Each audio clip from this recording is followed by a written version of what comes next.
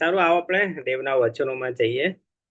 અને આજે હું એક વાત તમારી સાથે શેર કરવા માંગુ છું કે ઘણી બધી વખત આપણે અમુક પ્રકારની ગલતફહેમીઓ રાખીએ છીએ, અમુક પ્રકારનું ખોટું શિક્ષણ આપણી અંદર કાં તો ઘુસાડવામાં આવે છે, કાં તો ઘૂસી જાય છે.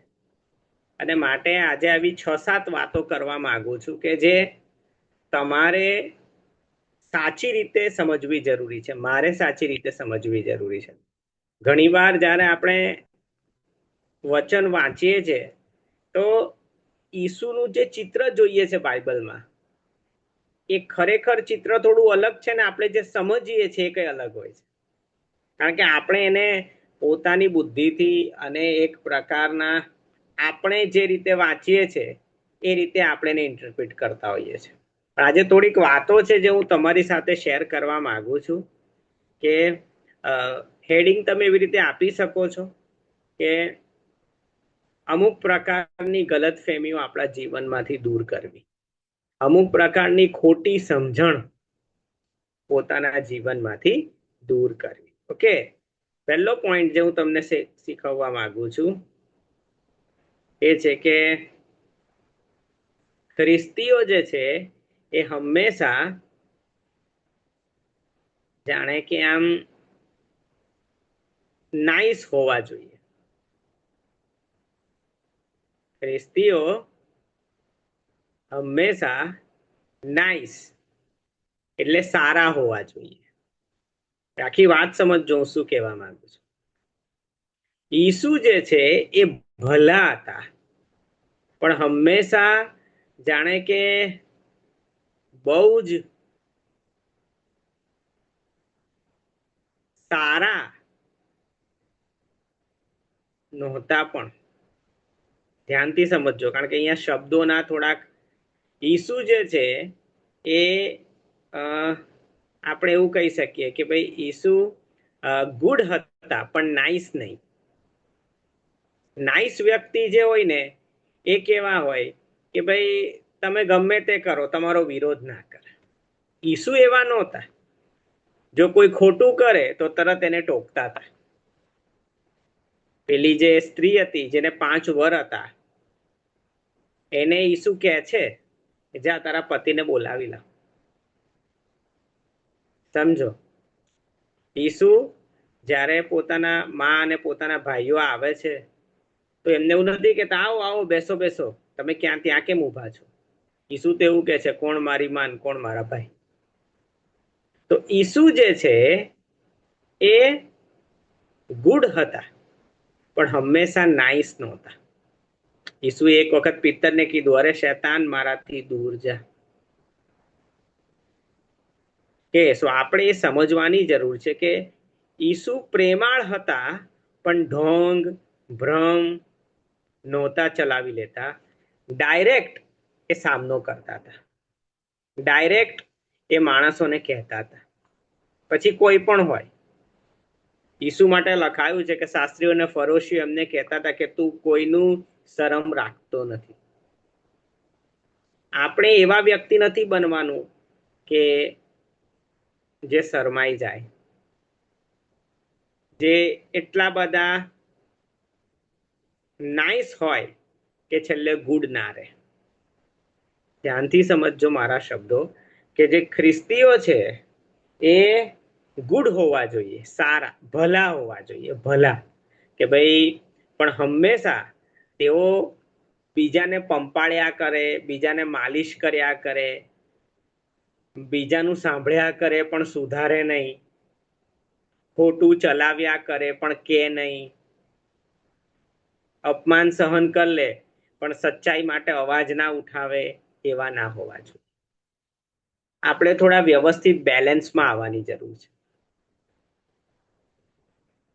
માટે તમને જે પહેલો પોઈન્ટ સમજાવવા માંગુ છું કે ઈસુ જે હતા એ સાચા હતા, ખરા હતા, પણ બધા એમને પસંદ નહોતા કરતા. કેમ? કારણ કે સ્પષ્ટ વક્તા હતા. ઈસુ બધાની મદદ કરતા હતા,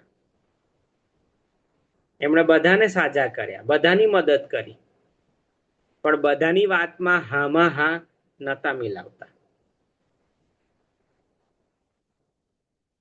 અમુક વખત ઈસુ અઘરી વાતો પણ કહેતા હતા. નિકોદેમસને કીધું, તું ઉપદેશક થઈને આટલું પણ નથી જાણતો.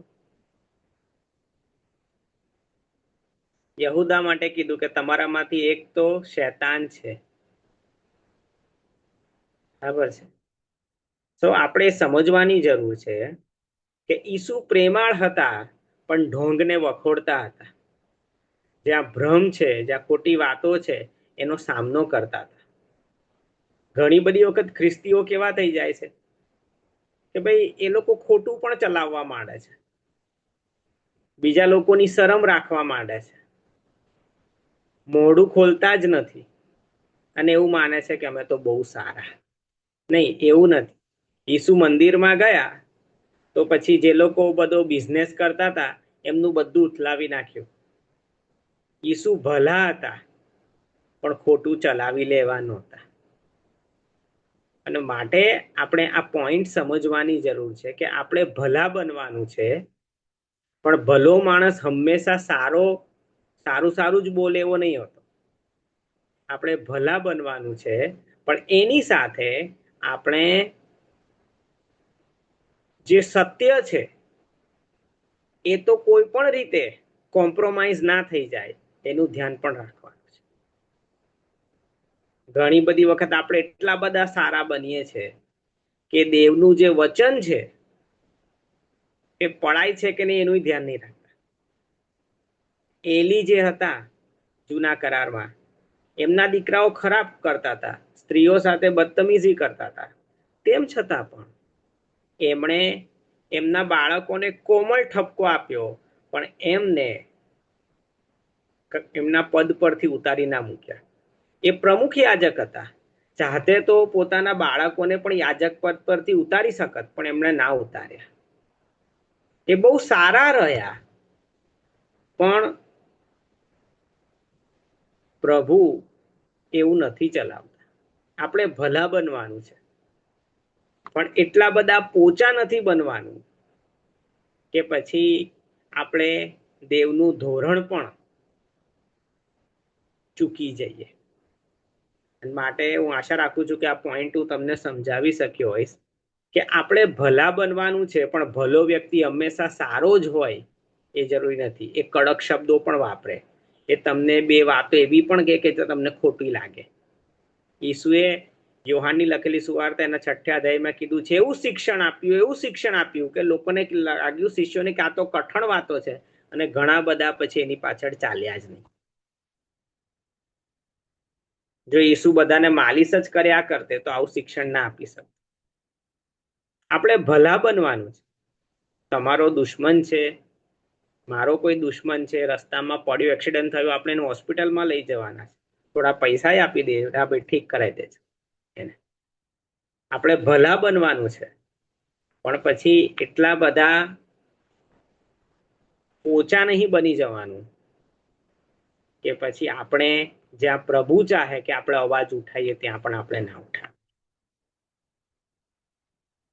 અને માટે જ્યાં ઢોંગ ચાલતો હતો, જ્યાં ખોટી વાતો ચાલતી હતી, ઈસુએ એ બાબતોનો સામનો કર્યો. તો પહેલો પોઈન્ટ આ છે. આશા રાખું છું કે હું તમને સમજાવી શક્યો. બીજો પોઈન્ટ કે મિસટ્રીટમેન્ટને એક્સેપ્ટ નથી કરવાની. આપણે મીન્સ કે જ્યારે કોઈ વ્યક્તિ તમારી જોડે ખોટો વ્યવહાર કરે તો કોઈને એવું શિક્ષણ નહીં આપવાનું કે બીજો પણ ગાલ ધરો. આણે 5 મિનિટ તમારું અપમાન કર્યું, ઠીક છે, હજુ 5 મિનિટ બેસો, બીજો પણ ગાલ ધરો, હજુ પણ 5 મિનિટ બેસો. કે નહીં, એક વસ્તુ સમજો કે જ્યાં પણ અન્યાય થતો હોય એનો સામનો કરો. ઈસુ જે છે એ લોકો જોડે ઝઘડ્યા નથી, પણ એમણે જ્યારે એમનું અપમાન થતું હતું એ પણ એમણે સ્વીકાર્યું નહીં. જ્યારે આપણું અપમાન થતું હોય, આપણને આપણો પક્ષ રાખવાનો અધિકાર છે. અપમાન સહન કરવું અથવા હંમેશા અપમાન સહન કરવું એ ખ્રિસ્તીપણું નથી. જ્યાં તમારું અપમાન થતું હોય ત્યાં તમે જવાનું ટાળી શકો છો. જ્યાં તમારું અપમાન થતું હોય ત્યાંથી તમે ઊભા થઈને જઈ શકો છો. પણ જ્યાં તમારું અપમાન થાય છે ત્યાં બેસી રહેવું અને સતત અપમાનને સ્વીકારવું એ ખ્રિસ્તીપણું નથી. તમે કહી શકો છો કે હું તમારું અપમાન નહીં કરું, પણ મને પણ મારું અપમાન ના થાય, મારું માન સાચવવાનો અધિકાર મને પણ છે, અને માટે આ સમય આ જગ્યા પરથી ઊભો થઈને હું જતો રહું છું, એવું તમે કહી શકો છો. આપણે અપમાન નથી સહન કર્યા કરવા કે આપણે એ સમજવાની જરૂર છે. આ બધાની સાથે તમને પવિત્ર આત્માના ડાપણની પણ જરૂર છે. એક સમય એવો આવે છે કે જ્યાં તમારે અમુક વાર અપમાન પણ સહન કરવું પડે છે, મારે પણ કરવું પડે છે, પણ આપણે સમજવાની જરૂર છે કે હંમેશા આપણે વચનમાંથી સત્ય શોધ્યા કરીએ. દેવ એવું નથી ચાહતા કે આપણે અન્યાયનો સામનો જ ના કરીએ. ખ્યાલ આવે છે? સાવ અન્યાય ચલાવતા શીખી જવું એવું પણ ના કરો. સમજો કે ભાઈ કોઈ પતિ છે પોતાની પત્નીને પ્રેમ કરે છે ને પત્ની કઈ ભૂલ કરે છે, રાત્રે 1 વાગ્યા સુધી મોબાઈલ જોયા કરે છે, તો પતિ જે છે એ એને પ્રેમથી સમજાવશે કે ડિયર આવું નથી કરવાનું, આપણે 10 મોડામાં મોડા 10:30 ઊંઘી જવાનું છે, આપણે મોબાઈલ નથી જોયા કરવાનું. કે એ સમજવાની જરૂર છે આપણે કે આપણે કોઈ માણસને પ્રેમ કરીએ છીએ, આપણી પતિ છે, પત્ની છે, બાળકો છે, મા બાપ છે, એમને પ્રેમ કરીએ છીએ, પણ સૌથી વધારે આપણે દેવના ધોરણને પ્રેમ કરીએ છીએ. અને પછી આપણે દેવનું ધોરણ સૌથી ઉપર રાખીએ છીએ. ભલે મારી પત્નીને ખોટું લાગે, મારા પતિને ખોટું લાગે, મારા બાળકને ખોટું લાગે, પણ મારા માટે દેવનું ધોરણ, દેવનું વચન સૌથી પ્રથમ છે. અને માટે ખોટું ચલાવી લેવું, સહન કરી લેવું એ ખ્રિસ્તીપણું હંમેશા નથી હોતું. એટલે મેં તમને કીધું કદાચ તમારા જીવનમાં કોઈક એવો સમય આવે કે જ્યાં તમારે અમુક વસ્તુઓ ચલાવવી પડે, અલગ વસ્તુ છે, પણ એક અપમાન સહન કરવાનો સ્વભાવ જ થઈ જાય કોઈ વ્યક્તિનો, એ ખ્રિસ્તી સ્વભાવ નથી. એ આપણે સમજવું થોડુંક જરૂરી છે. ઓકે, માટે જ્યારે હું તમને શિક્ષણ આપું છું ત્યારે પવિત્ર આત્મા પણ આ વાતો તમને સમજાવે જરૂરી છે. ઓકે, ત્રીજી બાબત છે, ભાઈ ઘણીવાર ઘણા બધા લોકો આપણને આ ઊંધું શીખવે છે કે તાત્કાલિક માફ કરી દો અને તાત્કાલિક તમારો સંબંધ પુનઃસ્થાપિત કરી દો. માનો કે કોઈ વ્યક્તિ છે, એણે મને ગાલ પર એક થાપડ મારી અને એ જગ્યાએથી હું જતો રહ્યો કારણ કે એણે મને માર્યો. હવે મારે શું કરવાનું? મારે તાત્કાલિક એને માફ કરી દેવાનું છે, કારણ કે આ આદેશ છે, ફોરગીવ ઇન્સ્ટન્ટલી, કોઈને માફ કરી દો તાત્કાલિક, આ આદેશ છે. પણ એ વ્યક્તિ જોડે મારો સંબંધ હું પુનઃસ્થાપિત ત્યારે કરીશ જ્યારે એ વ્યક્તિ પસ્તાવો કરશે. મારે એને માફ તરત કરવાનો છે, પણ એની જોડેનો સંબંધ મારે તાત્કાલિક નથી પુનઃસ્થાપિત કરી દેવાનો. કેમ? સંબંધની પુનઃસ્થાપના ત્યારે થાય છે જ્યારે વ્યક્તિ પસ્તાવો કરે છે. અને કોઈ વ્યક્તિએ પસ્તાવો જ નથી કર્યો અને તમે એની જોડે કોઈક મોટો ઝઘડો છે અને તમે પુનઃસ્થાપિત કરી દીધો, તો પણ તમારો ઇસ્યુ સોલ્વ નહીં થાય, ફરી પાછું કશું આવું થઈ શકે છે. એટલે અર્ધ સત્ય અને પૂરું સત્ય સમજો. કોઈકને તાત્કાલિક માફ કરી દો, હા કરી દો. લોકોએ મારું પણ ઘણી વાર અપમાન કર્યું છે, મેં તાત્કાલિક લોકોને માફ કર્યા છે બોલીને. ઘણી વાર એ લોકો મારી સામે આવતા હોય છે ત્યારે હું મારી જાતને યાદ કરાવું છું, ભાઈ મેં આને માફ કર્યો છે. મારે મારી જાતને યાદ કરાવવું પડે. કેમ? ઘણી વાર માફી આપવી એ પણ એક પ્રોસેસ હોય છે. અમુક લોકોએ તમારું એટલું ખરાબ અપમાન કર્યું છે કે તમે નિર્ણયથી તો એમને માફ કરી દો છો, પણ લાગણીઓથી માફ કરતા હજુ વાર લાગે છે.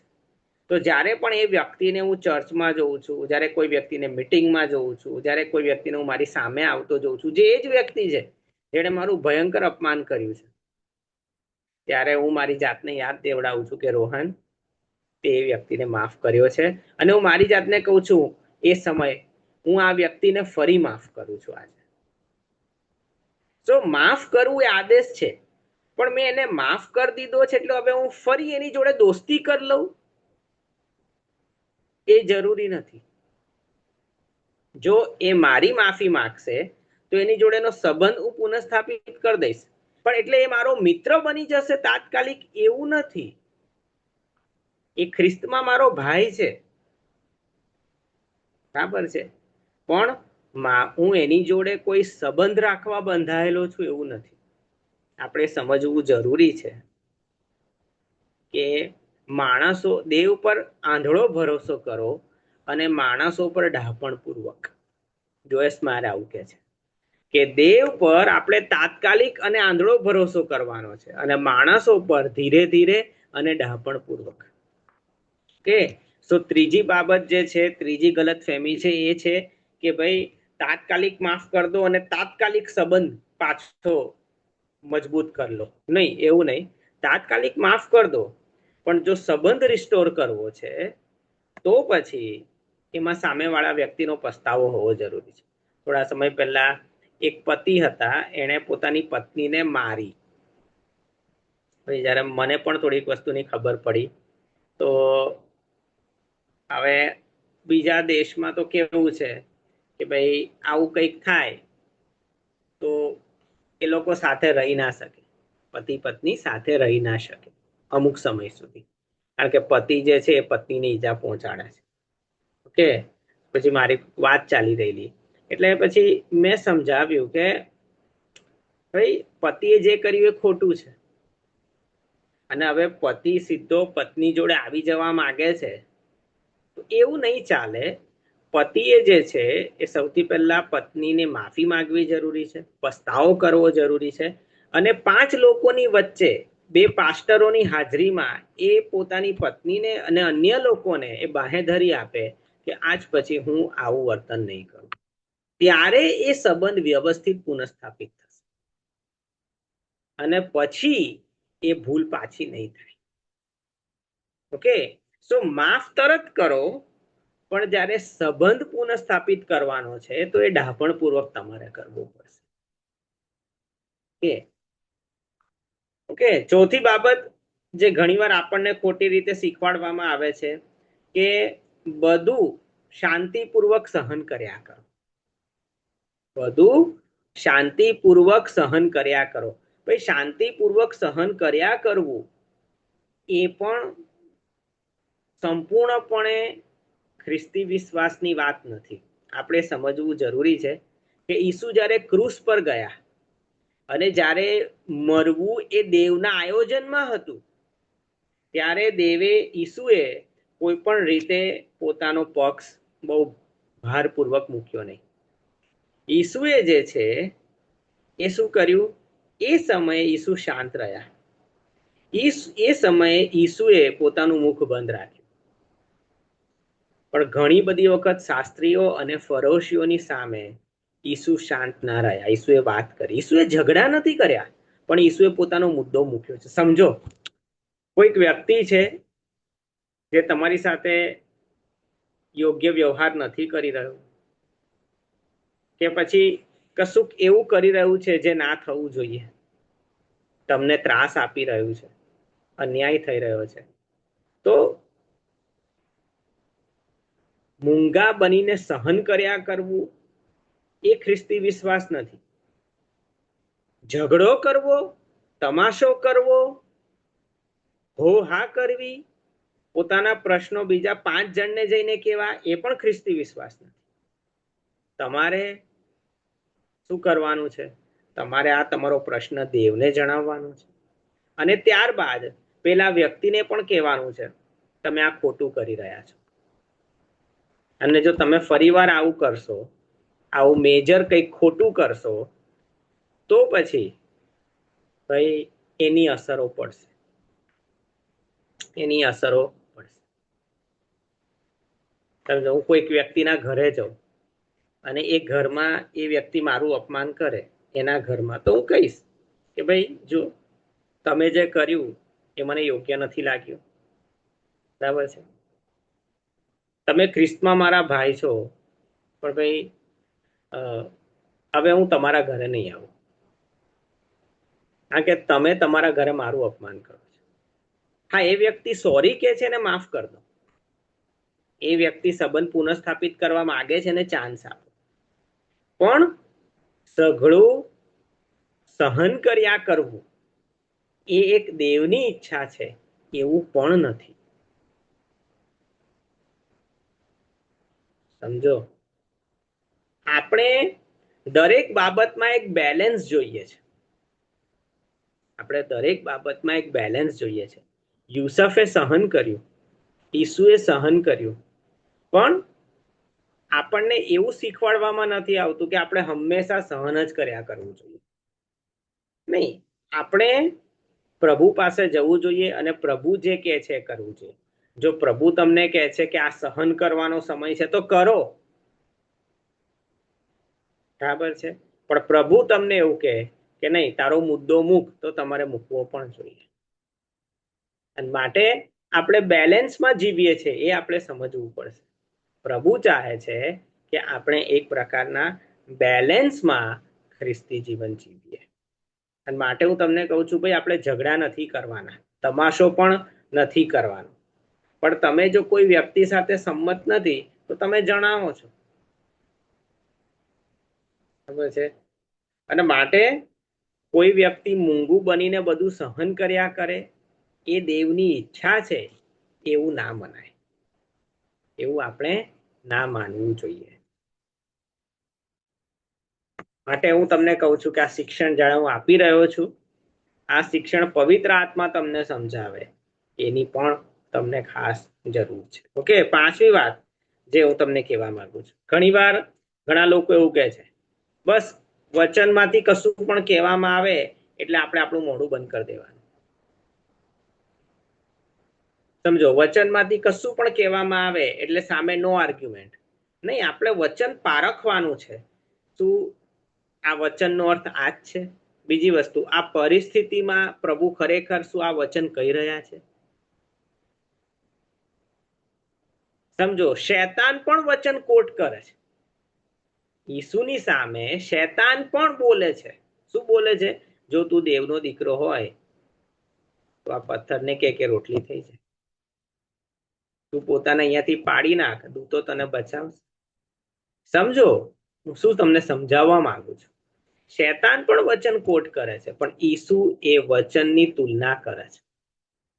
કોઈ પણ વ્યક્તિ તમને બાઇબલ લઈને ગમે તે સમજાવે ને આપણે ગમે તે સમજી જઈએ એટલા ડોબા આપણે ના હોવા જોઈએ. બાઇબલ કહે છે સઘળાની પરખ કરો ને જે સાચું છે તેને ગ્રહણ કરો.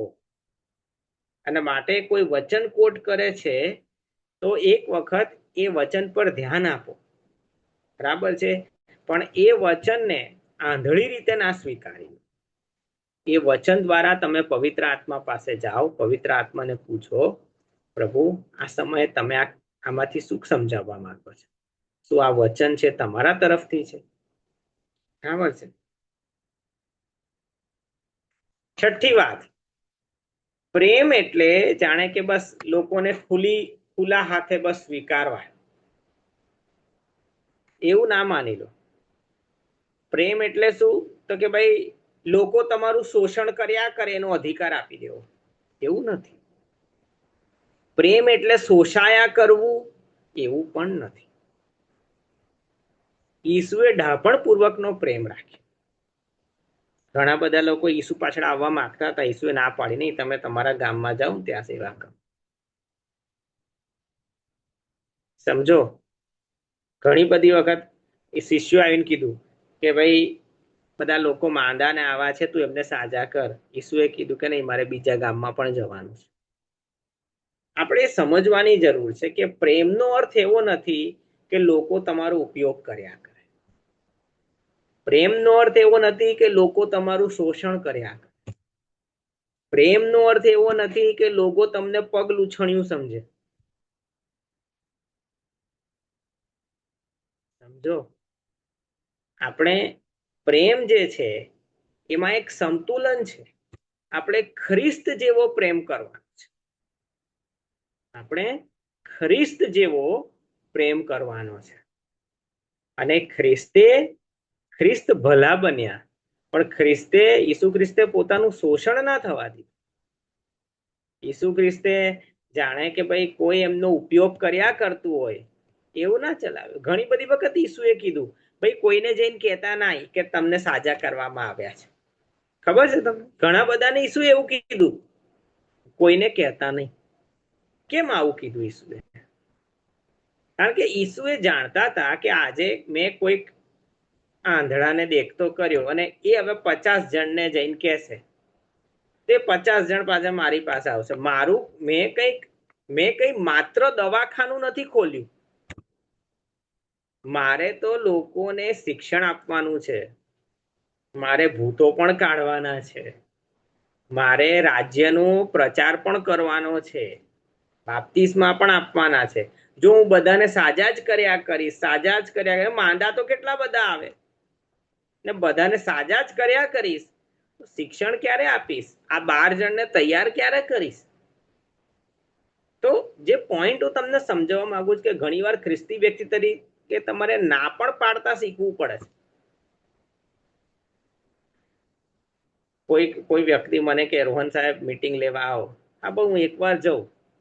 પછી જ્યાં મારે દર અઠવાડિયે મીટિંગ લેવાની હોય તો મારે પછી ધ્યાનથી પસંદ કરવું પડે. જો હું મારા બધા જ દિવસ મીટિંગ કર્યા કરીશ તો પછી મારા કુટુંબ જોડે હું સમય નહીં વિતાવી શકું, બીજા બધા કામ નહીં કરી શકું. તો પ્રેમનો અર્થ એવો નથી કે ભાઈ પેલું એટીએમ કાર્ડ જેમ ઘસ ઘસ કરે લોકો એમ તમને ઘસ ઘસ કરે. પ્રેમ એટલે કઈ આવીને મારું શોષણ કરો એવું નહીં. પ્રેમ એટલે ભાઈ આવીને મારો બસ ઇસ્તેમાલ કર્યા કરો એવું નથી. આપણે જે છે એ ખ્રિસ્તે જે નમૂનારૂપ પ્રેમ કર્યો, સત્યમાં પ્રેમ કર્યો, એ પ્રેમ છે. સમજો ધ્યાનથી કે ભાઈ હમણાં હું સૂરજ પ્રેમાણી સાહેબને સાંભળી રહેલો, એમણે બહુ સરસ વાત કીધી, હું આશીર્વાદિત થયો કે તમે જે પણ વ્યક્તિની સંગતમાં છો, તમારો પતિ, તમારી પત્ની, તમારા બાળકો, મા બાપ, તમે જે પણ પ્રકારની સંગતમાં છો, તમારે એ સમજવું જરૂરી છે કે એ સંગતિ સારી છે કે ખરાબ છે એ સૌથી પહેલા ચેક કરવું જરૂરી છે. હવે કેવી રીતે ચેક કરશો? તો ભાઈ જે પણ વ્યક્તિની સંગતમાં તમે છો એ તમને પૃથ્વી પરના દરેક આરામ આપે છે, દરેક સુકૂન આપે છે. તમને ડિયર, હની, સ્વીટ હાર્ટ કર્યા કરે છે આખો દિવસ. Praise the lord. પણ જો એ વ્યક્તિ તમને પૃથ્વી પછીના જીવન માટે જો તૈયાર નથી કરતો તો એ સારી સંગત નથી. કોને દરેક વ્યક્તિને એવું પાર્ટનર ગમે કે આખો દિવસ એને વહાલ કર્યા કરે, એની આગળ પાછળ ફર્યા કરે, લવ યુ હગ યુ કર્યા કરે, બહુ જ સારું સારું ફીલ કરાવે, અહીંયા ફરવા લઈ જાય, આ ડીશ બનાવે, બસ તમને ઘરમાં પૃથ્વી પર મજા આવી જાય. પણ શું આ જ વ્યક્તિ પૃથ્વી પછી જે ખરેખરું જીવન છે શું એના માટે તમને તૈયાર કરી રહ્યું છે? મે બી જે ગોડલી વાઇફ છે, જે ગોડલી હસબન્ડ છે, એ તમારી 10 માંથી 10 વાત કદાચ નહીં માને. એ 10 માંથી તમારી 8 વાત માનશે અને 2 વાત કહેશે કે વાઇફ હસબન્ડને કહેશે કે ના તમે ખોટું કરી રહ્યા છો. હસબન્ડ વાઇફને કહેશે કે તું ખોટું કરી રહી છે. મા બાપ બાળકને કહેશે કે બેટા આ તે ખોટું કર્યું. 10 માંથી 8 વાત માનશે, 2 વાત નહીં માને. પણ એ 2 વાત જે તમારી નહીં માને ને તમને ટોકશે ને, આ ટોકવું તમને મરણ પછીના જીવન માટે તૈયાર કરે છે. પણ જે માણસો તમને ટોકતા જ નથી, રાત છે અને પતિ કે છે દિવસ છે તો પત્ની કે છે વાહ શું દિવસ છે. બરાબર છે? જો આવું બધું છે તો પૃથ્વી પર તો બહુ મજા આવશે. પણ ભાઈઓ બહેનો, આવા લોકો તમને પૃથ્વી પછીના જીવન માટે તૈયાર નહીં કરે. અને માટે યોગ્ય સંગતમાં રહો. અને દરેક પતિ અને દરેક પત્નીની, મા બાપની અને બાળકોની ફરજ છે, આપણા દરેકની ફરજ છે. ખ્રિસ્તમાં આપણો ભાઈ જો એની ગાડી પાટા પરથી ઉતરે છે, એને ખોટું ઉત્તેજન ના આપો, એકલતામાં જઈને સમજાવો. પત્ની કઈ ખોટું કરે છે, જે સમજાવવા કહું છું કે તમે જે ચર્ચમાં છો, ચર્ચમાં માનો કે તમારો નિયમ છે માથે ઓઢવાનું, અને કોઈ સ્ત્રી નથી ઓઢી રહી, તો ભાઈ આપણે એને જઈને કહીએ છીએ, બરાબર છે. કોઈ પુરુષ છે, બરાબર છે, જે ચર્ચમાં એવું બિહેવિયર કરે છે કે જેથી પાસ્ટર જે છે એ ડિસ્કરેજ થાય છે, જોર જોરથી બગાસા ખાય છે, અંગડાઈઓ લે છે ચાલુ ચર્ચમાં, રસ્તે અડધેથી ઉભો થઈને જતો રહે છે, એ આખા કોંગ્રીગેશનને ડિસ્ટર્બ કરે છે. એને કેવું જરૂરી છે? સમજો, હું તમને જે પોઈન્ટ સમજાવવા માંગુ છું, આપણને એવી સંગતની જરૂર છે જે આપણને મરણ પછી સાહેબ તૈયાર કરે. પૃથ્વી પર બધું બહુ હારું હારું લગાડ્યા કરે, પણ છેલ્લે દાડે આપણને ખબર પડે કે ભાઈ આપણને તો કોઈએ સુધાર્યા જ નહીં. એવું ના હોવું જોઈએ. અને માટે હું તમને જે સમજાવવા માંગુ છું કે પ્રેમનો અર્થ શું છે. પ્રેમ એટલે બધું ચલાવી લેવું, કોઈ તમારું શોષણ કરે તો કરવા દો, સહન કર્યા કરો. આ ઈસુ ખ્રિસ્ત વાળો પ્રેમ નથી. કારણ કે ઈસુ ખ્રિસ્ત વાળો જે પ્રેમ છે એમાં સુધારા વધારા છે. લોકોને કેવું છે, કોઈની છાયા જોઈએ છે, એટલે કે રક્ષણ, પ્રોટેક્શન જોઈએ છે, પણ કરેક્શન નથી જોઈતું. દરેક વ્યક્તિને એવું હોય, મારી ઉપર કોઈ પાસ્ટર હોય, મારી પર કોઈકનો હાથ હોય, મારી પર કોઈકનું રક્ષણ હોય. તો લોકોને પ્રોટેક્શન જોઈએ છે પણ કરેક્શન નહીં જોઈતું. પણ ઈસુના પ્રેમમાં કરેક્શન છે. ઈસુએ પિત્તરને કીધું કે તું મારો નકાર કરશે, બરાબર છે. ઈસુએ ઘણી વાર પિત્તરને કરેક્ટ કર્યા, એમના શિષ્યોને ઠપકો આપ્યો, તમારો વિશ્વાસ ક્યાં છે? કઈ નહીં, વાંધો નહીં, વિશ્વાસ નહીં, અરે આવી જશે યાર, શું ચિંતા કરે છે, એવું ના કીધું.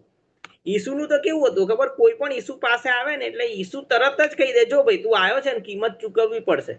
ઈસુએ ક્યારેય પોતાના શિષ્યોને તમારે કિંમત ચૂકવવી પડશે એવું શિક્ષણ આપવામાં વાર નથી કરી. ચલ ને ભાઈ 6 મહિના પહેલા આવા તો દે, પછી એને ધીરે ધીરે કહીશ, જો ભાઈ થોડું ઘણું દાન તો આપવું પડશે. એવું નહોતું. ઈસુ તો જેવું કોઈ આવે તરત કહી દે, જો ભાઈ. એટલે હું એવું નહીં કહેતો તમે આવું કરો, હું એવું નહીં કહેતો, કારણ કે ઈસુને ખબર હતી એ જલ્દી મરવાના છે, અને માટે ઈસુ તરત લોકોને શીખવતા હતા. આપણે થોડી ધીરજ રાખીએ છીએ, હું એવું નહીં કહેતો, પણ મુદ્દો જે છે એ છે કે આપણે કોઈને જે કિંમત ચૂકવવાની છે ને એનું શિક્ષણ આપવામાં વાર નથી કરવાની, જરૂર આવે તારે કહેવાનું છે. ઓકે, સો પ્રેમ એટલે અનલિમિટેડ એક્સેસ, પ્રેમ એટલે બસ ખુલ્લા દરવાજા, એવું નથી. સાવ એવું પણ નથી. આપણે બધું સમતોલનમાં કરીએ છીએ. ઓકે, આશા રાખું છું કે હું તમને રાઈટ એંગલ પકડીને સમજાવી રહ્યો છું. અને 7મો અને છેલ્લો પોઈન્ટ જે હું તમને કહેવા માંગુ છું, ભાઈ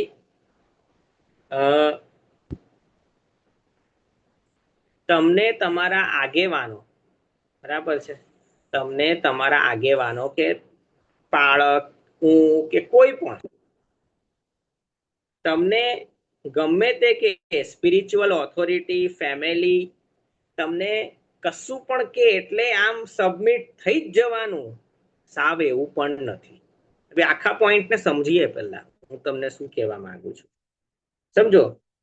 જ્યારે ઈસુને મળવા એના મમ્મી આવ્યા ને એના ભાઈઓ આવ્યા અને ખબર મોકલાવી કે તને મળવા તારા ભાઈઓ ને તારા મમ્મી આવ્યા છે, એટલે જાણે કે ભાઈ એમના કુટુંબ વાળાએ એમને પેલું આમ મેનિપ્યુલેટ કરવાની કોશિશ કરી, બરાબર છે. એમને જાણે કે ભાઈ એક આમ ફોસલાવાની કોશિશ કરી કે ભાઈ તું અમને પહેલા સમય આપને, બરાબર છે. એમને જાણે કે ભમાવવાની કોશિશ કરી. ઈસુ ના ભમ્યા. ઈસુએ કીધું કોણ મારી માન, કોણ મારા ભાઈ. સમજો, ઈસુ ક્યારેય જે લોકો એમને ભમાવવા આવતા હતા એ લોકોને આધીન ના થયા. કોઈ પણ વ્યક્તિ તમને તમારી પાસે આવે છે, તમે એનું સાંભળો. વચન લઈને આવે છે તો એનું પણ સાંભળો, પણ એની પાછળ એના ઈરાદાને તમારે ઓળખવાનો છે. હું તમને આ સમજાવવા, વ્યક્તિ બાઇબલ, શેતાન પણ બાઇબલ લઈને આવે છે. શેતાન દિલીપભાઈ પાસે, સંજનાબેન પાસે, મારી પાસે બાઇબલ લઈને જ જશે, કારણ કે એમને એમ ગયો તો ખબર જ છે કે આ લોકો માનવા નહીં, એટલે ઈસુ પાસે બાઇબલ લઈને જ ગયો. શાસ્ત્રીઓ અને ફરોશીઓ પણ ઈસુ પાસે ગયા અને કહેવા લાગ્યા કે ભાઈ અમારે ટેક્સ આપવો જોઈએ કે ના આપવો જોઈએ, ઉપવાસ કરવા જોઈએ કે ના કરવા જોઈએ. એક સ્ત્રી હતી જેને 7 પેલા એક પછી એક બધા હસબન્ડ મરી ગયા, એનું શું થયું હશે. એટલે ઈસુ જાણી ગયા કે આ લોકો મને પરીક્ષણ કરવા આવ્યા છે, આ લોકો મને ભમાવવા આવ્યા છે, આ લોકો મને ખોટી રીતે પકડવા આવ્યા છે, અને ઈસુ એમને આધીન ના થયા. તમારે સમજવું જરૂરી છે કે જો કોઈ વ્યક્તિ તમને આધીનતામાં લાવવા માંગે છે પણ ખોટા ઈરાદાની સાથે, તો પછી આધીન ના થાય. આધીન થવું એ ખ્રિસ્તી વિશ્વાસની વાત છે, પણ કયા ઉદ્દેશને લઈને તમને આધીન કરવા આવે છે એ ચેક કરવું છે.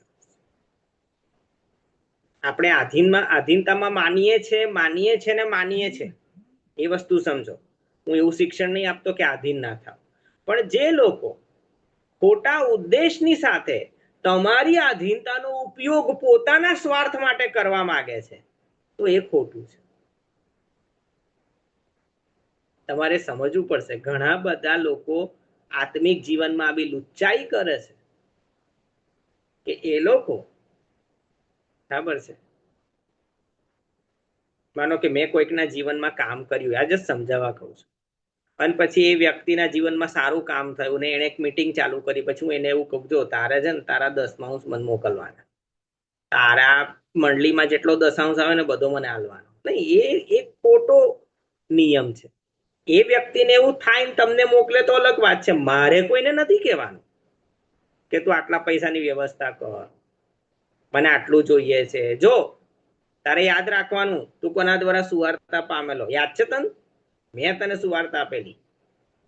સમજો, આધીન આપણે પ્રભુને થવાનું છે, પ્રભુના લોકોને પણ થવાનું છે. તમારે પણ તમારા ચર્ચના પાસ્ટરને આધીન રહેવાનું છે. પણ એક ઓલ ઓવર જે બાબત સમજાવવા માંગુ છું એ છે કે જ્યારે કોઈ વ્યક્તિ તમારી આધીનતાનો ઉપયોગ પોતાના વ્યક્તિગત સ્વાર્થ માટે કરવા માંગે છે, તો એ ખોટું છે. એક વ્યક્તિ મારી પાસે આવ્યો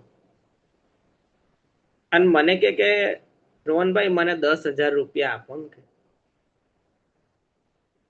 એટલે મેં કીધું કેમ? તો મને કે જો તમે મને 10,000 રૂપિયા ના આપો તો તમે મારા કરારના ભાઈ કેવી રીતે કે? મેં કહું આ કેવી વાત લાયા? આવું મને બ્લેકમેલ કરે કે જો તમે મને 10,000 રૂપિયા ના આપો તો તમે મારા મંડળીના કરારના ભાઈ કઈ રીતે થયા? મેં કહું એ તો હું વિચારીશ, પણ મેં કહું આ જે તું એંગલ પકડે છે એમાં જ મને કઈક ખોટી સ્મેલ આવી રહી છે. આપણે એ સમજવાની જરૂર છે કે કોઈ પણ વ્યક્તિ જ્યારે તમને છેતરવા માંગે છે, ભમાવવા માંગે છે, અથવા તો તમારી આધીનતાને પોતાના લાભમાં ઉપયોગમાં લેવા માંગે છે, તો ત્યાં તમારે ને મારે ડાપણ રાખવું જરૂરી છે. આપણે આત્મિક અધિકારમાં માનીએ છીએ, આગેવાનને આધીન થવામાં માનીએ છીએ, પણ એની સાથે આપણે પવિત્ર આત્માનું પણ સાંભળીએ છીએ. ત્યારે કોઈ તમને એવું કે પવિત્ર આત્માનું ના સાંભળો, બસ જે હું કહું છું એ જ કરો, તો ખોટું છે. કોઈ પણ સંજોગોમાં આપણે પવિત્ર આત્માનું સાંભળવાનું બંધ નથી કરી શકતા. હું પણ તમને એવું કહું તો હું ખોટો છું. હું તમને કહું, જો હું તમને જે દિવસે એવું શિક્ષણ આપું કે પવિત્ર આત્માનું ના સાંભળો, બસ હું જે કહું છું એ માનો, તો નો, હું એવું શિક્ષણ ના આપીશ. પવિત્ર આત્મા દરેક સંજોગોમાં તમારા જીવનમાં છે ને હું તમને જે પણ કહું, ફાઇનલ તમારે એ કરવાનું છે કે જે પવિત્ર આત્મા તમને કહે. એના માટે તમે જવાબદાર પણ હશો. તમે ખોટું સાંભળ્યું તો તમને નુકસાન પણ જશે. પણ જો કોઈ વ્યક્તિ એવું શિક્ષણ આપે છે કે બસ મેં કીધું ને એટલે હવે બાઇબલ જોવાની જરૂર નહીં, મેં કીધું ને એટલે હવે પવિત્ર આત્મા પાસે જવાની જરૂર નથી, નો, એવું ના કહેવાય. હું તમને એ સમજાવવા માંગુ છું. સમજો, તમે ખ્રિસ્તી છો એટલે આસાનીથી આધીનતાના નામ હેઠળ કોઈ પણ તમારો કંટ્રોલ લઈ લે એવું ના હોવું જોઈએ. પત્ની એ પતિના અધિકાર નીચે છે, પણ પતિ જે છે એ આ અધિકારનો ઉપયોગ માત્ર પોતાના શોખ પૂરા કરવા કરે. જો 2 શાક, 1 સ્વીટ, રોટલી રોટલા, ભાત, આટલું તો બનાવવાનું જ કે એવું બધું બનાવવા ગયા તો હોટલ જ ના ખોલે. સમજો, આપણે સમજવાની જરૂર છે. અઠવાડિયામાં એકવાર એવું બનાવી શકાય, પણ પતિ જે છે એ એની પત્ની પર એને અધિકાર છે, તો એ એક જવાબદારી છે. એ કઈ શોખ પૂરા કરવા નથી આપ્યા, ખબર છે? તો એ સમજવું જરૂરી છે કે ભાઈ આપણે ખ્રિસ્તી વ્યક્તિ છે અને આપણે કોઈના અધિકાર નીચે છે, અને અધિકારના માળખામાં આપણે માનીએ છીએ કે પતિ જે છે ઈસુના અધિકાર નીચે છે, પત્ની છે પતિના અધિકાર નીચે છે, બાળકો એ મા બાપના અધિકાર નીચે છે, અને પતિ પત્ની પણ એકબીજાના અધિકારમાં છે. પણ સમજો, સંજનાબેન દિલીપભાઈને એવું કે દિલીપ તમે સાંજે 8 વાગે ઘરે આવી જજો. દિલીપભાઈ એવું ના કહી શકે કે સંજના તું મારી પર કેવી રીતે અધિકાર ચલાવે છે. નહીં, તમારા વાઈફ તમને કહી શકે છે કે મને લાગે છે કે તમે એટલું રાત્રે મોડું ના ફરો, તમે આમના ઘરે જાઓ છો તો 2 ભાઈઓ જજો. ઓકે, સો પતિ પત્ની પણ એકબીજાના અધિકારમાં છે, પણ ફાઇનલ ઓથોરિટી હસબન્ડની પણ છે. ઓકે, જેવી પરિસ્થિતિ એવું ડાપણ. પણ મારો જે પોઈન્ટ છે કે જ્યારે કોઈ વ્યક્તિ તમારી પર ખોટો કંટ્રોલ લેવાની કોશિશ કરે છે તો એ પણ યોગ્ય નથી. 1-2 વખત ઠીક છે, પણ હંમેશા તમને કોઈ અધિકારના નામે દબાવવાની કોશિશ કરે છે તો એ પણ યોગ્ય નથી. આપણે આ બધું જ સાથે સમજીએ છીએ. અને માટે બાજુ કોઈ સ્ત્રી એવું પણ ના માનવા માંડે કે મારો પતિ મને દબાવે છે.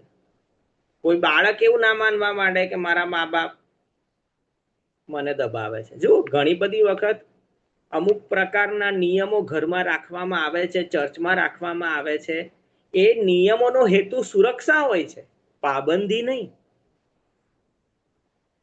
સુરક્ષા માટે નિયમો હોય છે. તમારી પર કોઈ લગામ રાખવા માટે નિયમો નથી રાખવામાં આવતા, બરાબર છે? તો આપણે એક બાબત સમજીએ છીએ કે આપણે જે સત્યને આપણે પ્રેમ કરવાનો છે, દેવના વચનને આપણે પ્રેમ કરવાનો છે, અમુક પ્રકારની બાઉન્ડ્રી બાંધવાની છે, બરાબર છે? અમુક પ્રકારના નિયમો બાંધવાના છે, અને અમુક પ્રકારની પારક શક્તિ આપણી અંદર હોવી જરૂરી છે, બરાબર છે?